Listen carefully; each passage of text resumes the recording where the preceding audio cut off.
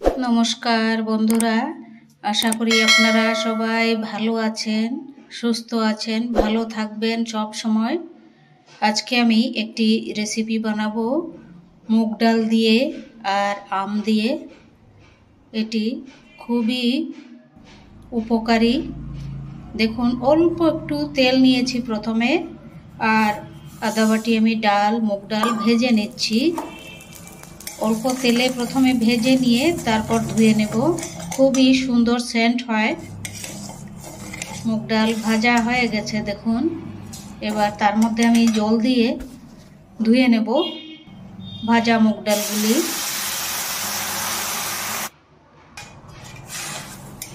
এবার ওগুলো ধুয়ে নেব।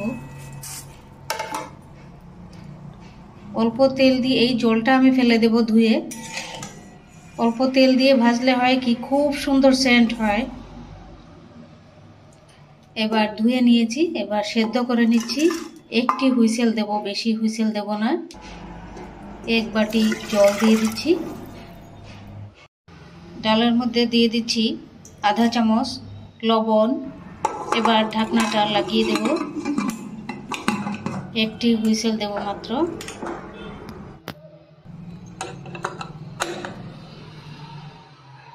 ডাল সেদ্ধ হয়ে গেছে। এবার আমি ডালের মধ্যে ফোড়ন দেব।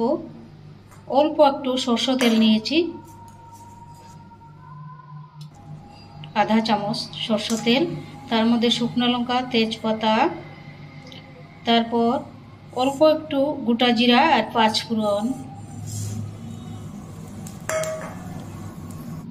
এখন দিয়ে দিচ্ছি আধা চামচ আদা কুচি।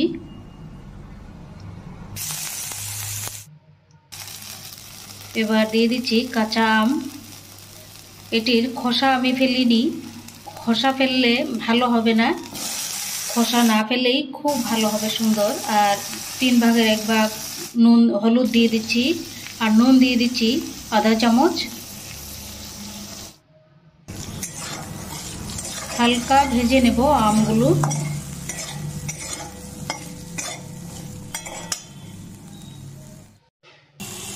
দিয়ে দিচ্ছি 3 ভাগের 1 ভাগ লাল লঙ্কা পাউডার, কাশ্মীরি লাল লঙ্কা পাউডার। এবার দিয়ে দিচ্ছি সেদ্ধ করা ডাল।